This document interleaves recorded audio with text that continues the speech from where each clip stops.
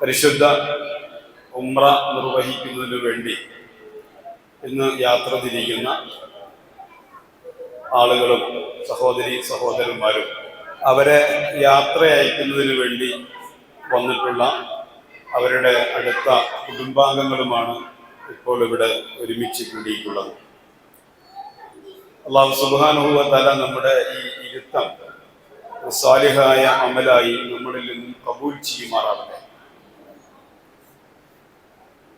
യാത്ര എന്ന് പറയുന്നത് ഒരു വലിയ ടാസ്കാണ്, വലിയ ശ്രമകരമായ ഒരു ദൗത്യമാണ് യാത്ര. ഇബ്നു സബീൽ എന്ന് പരിശുദ്ധ ഖുർആനിൽ പരാമർശിക്കപ്പെട്ട ഒരു വിഭാഗമാണ്. വഴിയുടെ മക്കൾ എന്ന് പറഞ്ഞാൽ സ്വന്തം വീട്ടിൽ നിന്ന് പല ആവശ്യങ്ങൾക്ക് വേണ്ടി ഇറങ്ങി തിരിച്ച ആളുകളാണ്. സക്കാത്തിന്റെ അവകാശികളെ കുറിച്ച് പറഞ്ഞപ്പോൾ അതിലെ ഒരു വിഭാഗമായിട്ട് പറഞ്ഞത് ഈ വഴിയാത്രക്കാരാണ്. യാത്ര പുറപ്പെട്ടു കഴിഞ്ഞാൽ നമ്മുടെ കുടുംബം, നമ്മുടെ വീട്, നമ്മുടെ ബന്ധങ്ങൾ, അങ്ങനെ നമ്മുടെ സ്വദേശത്ത് നിന്ന് നമ്മൾ പുറത്തേക്ക് ഇറങ്ങിക്കഴിഞ്ഞാൽ പിന്നെ നമ്മൾ തീർത്തും വ്യത്യസ്തമായൊരു സാഹചര്യത്തിലാണ്. അങ്ങനെ നമ്മൾ ഒറ്റപ്പെട്ടു പോയി കഴിഞ്ഞാൽ സ്വാഭാവികമായും അനുഭവിക്കുന്ന ഒരുപാട് പ്രയാസങ്ങളുണ്ടാവും. ആ പ്രയാസങ്ങൾ നികത്തുന്നതിന് വേണ്ടി സക്കാത്തിന്റെ വിഹിതം വരെ ഉപയോഗിക്കാമെന്ന് പറയുമ്പോൾ ഈ യാത്രക്കാർ എന്ന് പറയുന്നത്, അല്ലെങ്കിൽ അവർ അനുഭവിക്കുന്ന പ്രയാസങ്ങൾ എന്ന് പറയുന്നതിന്റെ ഗൗരവം എത്രയാണ് എന്ന് നിങ്ങൾക്ക് മനസ്സിലാക്കാൻ കഴിയും. കിതാത്തുൻ മിനൽ അദാബ് എന്നൊരു പ്രയോഗമുണ്ട്. യാത്ര എന്ന് പറഞ്ഞാൽ അദാബിന്റെ ഒരു കഷ്ണമാണ്. അപ്പോൾ നമ്മൾ ശ്രദ്ധിക്കേണ്ടുന്ന വളരെ പ്രധാനപ്പെട്ട ഒരു കാര്യം, യാത്രയിലുടനീളം നമ്മൾ അള്ളാഹുവിന്റെ സ്മരണ, അള്ളാഹുവിന്റെ ദിക്ർ നിലനിർത്തിക്കൊണ്ടായിരിക്കണം നമ്മുടെ യാത്രയിൽ നമ്മുടെ ഓരോ നിമിഷങ്ങളും ചെലവഴിക്കേണ്ടത്. യാത്രയിൽ നടന്ന പ്രാർത്ഥനയിൽ ഒരു വാചകമുണ്ട്, അല്ലാഹുമ്മ അൻത സാഹിബുൻ ഫിസ് സഫർ എന്നതാണത്. അള്ളാഹുവെ, എൻ്റെ ഈ യാത്രയിൽ നീയാണ് എൻ്റെ കൂട്ടുകാരൻ. അപ്പൊ അള്ളാഹുവിനെ കൂട്ടുകാരാക്കിക്കൊണ്ടാണ്, അള്ളാഹുവിനെ സഹവാസിയാക്കിക്കൊണ്ടാണ് അൻത സാഹിബുൻ ഫിസ് സഫർ ഇത് പറഞ്ഞുകൊണ്ടാണ് നമ്മുടെ യാത്ര തുടങ്ങുന്നത്. ആ യാത്രയിലെ രണ്ടാമത്തെ ഒരു വാക്ക് ഖലീഫത്തുൻ ഫിൽ അഹ്ൽ എന്നാണ്. എൻ്റെ കുടുംബത്തിൽ എൻ്റെ പ്രതിനിധിയാണ്. നമ്മളെ യാത്ര തിരിക്കുമ്പോൾ സ്വാഭാവികമായും കുടുംബനാഥന്മാർ ഇതിലുണ്ട്, കുടുംബിനികളുണ്ട്. സ്വാഭാവികമായും വീട്ടിൽ ഒരുപക്ഷെ നമ്മുടെ അസാന്നിധ്യം, നമ്മുടെ സാന്നിധ്യത്തിൽ നടക്കേണ്ട ഒരുപാട് കാര്യങ്ങളുണ്ടാവും. ഇനി ഇത് കഴിഞ്ഞാൽ ഈ നമ്മുടെ അസാന്നിധ്യത്തിൽ ഈ കാര്യങ്ങൾ എങ്ങനാവും? അപ്പൊ അതുകൊണ്ടാണ് പടച്ചവനെ നിന്നെ ഏൽപ്പിച്ചിട്ടാണ് ഞാൻ പോകുന്നത്. അൻത ഖലീഫത്തുൻ ഫിൽ അഹ്ൽ, എൻ്റെ കുടുംബത്തിൽ നീയാണ് എൻ്റെ ഖലീഫ എന്ന് പറഞ്ഞുകൊണ്ടാണ് നമ്മൾ യാത്ര പുറപ്പെടുന്നത്. അപ്പൊ യാത്ര അയക്കുന്നവരും യാത്ര പോകുന്നവരും ശ്രദ്ധിക്കേണ്ടുന്ന ഒരു കാര്യമാണ് ഞാൻ ഈ സൂചിപ്പിച്ചത്. ഈ യാത്ര ഒരു സാധാരണ യാത്രയല്ല. പല യാത്രകളും നമ്മൾ ചെയ്യാറുണ്ട്, അതുപോലുള്ള ഒരു സാധാരണ യാത്രയല്ല. ഉംറ എന്ന വാക്കിനർത്ഥം സന്ദർശിക്കുക എന്നാണ്.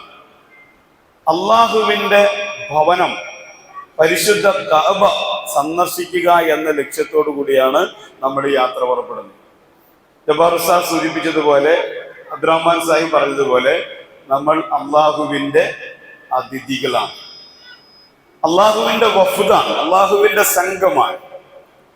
അള്ളാഹുവിന്റെ അതിഥികൾ എന്ന നിലയിൽ സ്വാഭാവികമായും ആ ഒരു ബഹുമാനം, ആ ഒരു ഭക്തി, ആ ഒരു ആത്മീയമായ കരുത്ത്, ആ ഒരു ജീവിത വിശുദ്ധി യാത്രയിലുടനീളം നമ്മൾ പാലിക്കാൻ ബാധ്യസ്ഥരാണ്.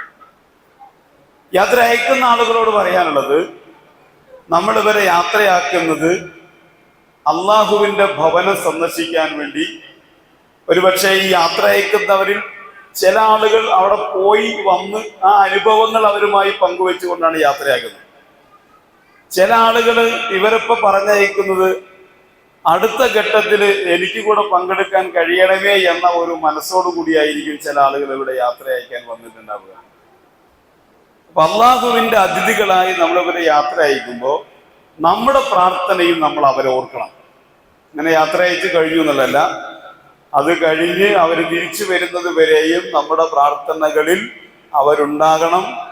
എന്തൊരു ഉദ്ദേശത്തോടു കൂടിയാണോ നമ്മൾ അവരയക്കുന്നത്, ആ ഉദ്ദേശങ്ങൾ അതിൻ്റെ പൂർണ്ണതയോടുകൂടി, അതിൻ്റെ ഇഹ്സാനോടുകൂടി അത് പൂർത്തീകരിക്കാൻ അവരുടെ ആരോഗ്യത്തിന് വേണ്ടി, അവരുടെ ആഫിയത്തിന് വേണ്ടി, അവരുടെ മറ്റ് സൗകര്യങ്ങൾക്ക് വേണ്ടി, യാത്രയിൽ സ്വാഭാവികമായി ഉണ്ടാകുന്ന പ്രയാസങ്ങൾ ഇല്ലാതാകുന്നതിന് വേണ്ടിയൊക്കെ നമ്മൾ അവരോട് പ്രാർത്ഥിക്കണം, അവർക്ക് വേണ്ടി പ്രാർത്ഥിക്കണം എന്നുള്ളതാണ് ഈ യാത്ര അയക്കാൻ വന്നവരോട് സൂചിപ്പിക്കാൻ.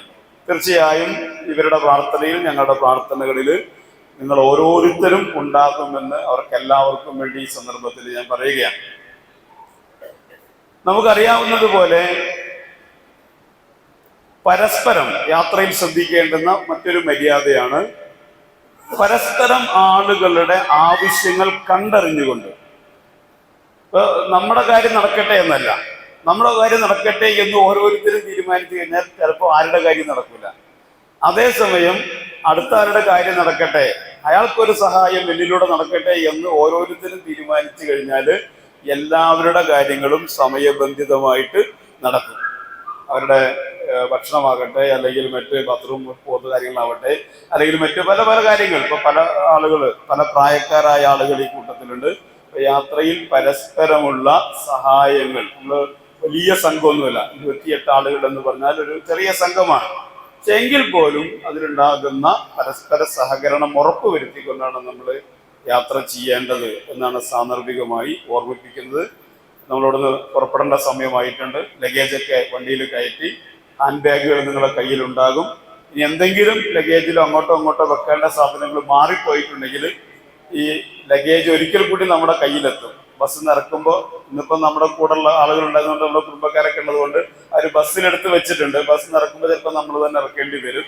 അതൊക്കെ നമ്മൾ പരസ്പരം സഹകരിച്ചുകൊണ്ട് ആ കാര്യങ്ങൾ ചെയ്യണം. അപ്പോൾ എന്തെങ്കിലും സാധനങ്ങൾ അങ്ങോട്ടോ മാറ്റി വെക്കാനുണ്ടെങ്കിൽ നമുക്ക് ആ സമയത്ത് മാറ്റി വെക്കാം. അല്ലാഹു സുബ്ഹാനഹു വ തആല നമ്മുടെ ഈ യാത്ര കബൂൽ ചെയ്യുമാറാവട്ടെ. എന്തൊരുദ്ദേശത്തോടു കൂടിയാണോ നമ്മൾ ഈ യാത്ര പുറപ്പെടുന്നത്, അല്ലാഹു സുബ്ഹാനഹു വ തആല അതിൻ്റെ പൂർണ്ണതയോടുകൂടി അള്ളാഹുവിന് തൃപ്തികരമായ രീതിയിൽ നിർവഹിക്കുവാൻ റബ്ബ് തൗഫീഖ് ചെയ്യുമാറാവട്ടെ. നമ്മുടെ പ്രവർത്തനങ്ങളിൽ, നമ്മുടെ ഈ കർമ്മങ്ങളിൽ അള്ളാഹുവിൻ്റെ എല്ലാ അർത്ഥത്തിലുമുള്ള കാവലും കരുതലും റബ്ബ് നമുക്ക് പ്രദാനം ചെയ്യുമാറാവട്ടെ. ആരോഗ്യത്തോടുകൂടി, ആഫിയത്തോടുകൂടി ഈ കർമ്മം നിർവഹിക്കുവാൻ റബ്ബ് നമുക്ക് തൗഫീഖ് നൽകുമാറാവട്ടെ. നമ്മളോട് പ്രാർത്ഥന കൊണ്ട് വസിയത്ത് ചെയ്ത ഒരുപാട് ആളുകളുണ്ട്. നമ്മൾ അവരെ യാത്ര അയക്കുമ്പോൾ അവർ നമ്മളിൽ നിന്ന് പ്രതീക്ഷിക്കുന്നത് നമ്മുടെ പ്രാർത്ഥനകളാണ്. അല്ലാഹു സുബ്ഹാനഹു വ തആല അവർക്കെല്ലാവർക്കും ഖൈറും ബർക്കത്തും പ്രദാനം ചെയ്യുമാറാവട്ടെ. ജീവിതത്തിലെ സന്തോഷവും സംതൃപ്തിയും നൽകി അനുഗ്രഹിക്കുമാറാവട്ടെ. ആരോഗ്യവും ആഫിയത്തും നൽകുമാറാവട്ടെ.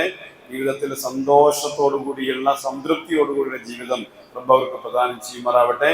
അവരുടെ കച്ചവടത്തിൽ, അവരുടെ ഇടപാടുകളിൽ, അവരുടെ ജോലിയിൽ, അവരുടെ കുടുംബങ്ങളിൽ, അവർ നടത്തുന്ന മറ്റ് എല്ലാ ഇടപാടുകളിലും റബ്ബ് സുബ്ഹാനഹു വ തആല അവർക്ക് ഖൈറും ബർക്കത്തും നൽകി അനുഗ്രഹിക്കുമാറാവട്ടെ.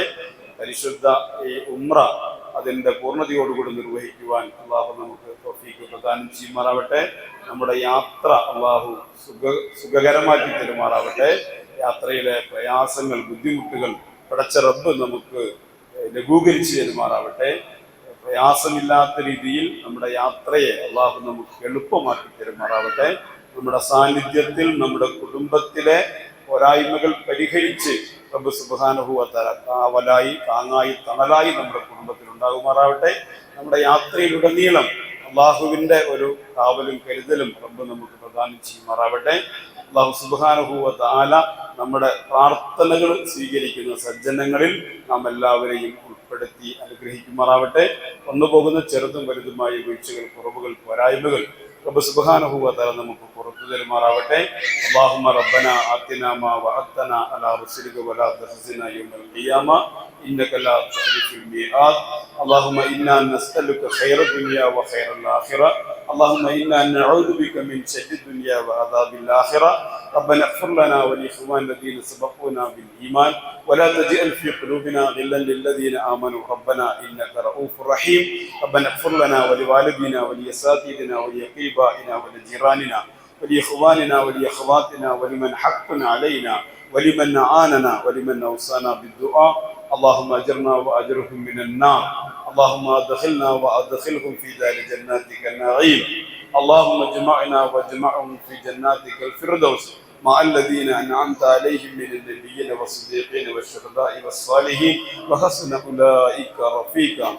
اللهم لا تجعل الدنيا أكبر همنا ولا مبلغ علمنا ولا إلى مصيرنا إلى النار. سبحان الذي سخر لنا هذا وما كنا له مقرنين وإنا إلى ربنا لمنقلبون. سبحان الذي سخر لنا هذا وما كنا له مقرنين وإنا إلى ربنا لمنقلبون. ربنا آتنا في الدنيا حسنة وفي الآخرة حسنة وقنا عذاب النار. ربنا تقبل منا إنك أنت السميع العليم وتب علينا إنك أنت التواب الرحيم واغفر لنا يا غافر المذنبين وارحمنا بأنواع رحمتك يا أرحم الراحمين. وصلى الله تعالى على خير خلقه سيدنا محمد وعلى آله وصحبه أجمعين. سبحان ربك رب العزة عما يصفون وسلام على المرسلين والحمد لله رب العالمين.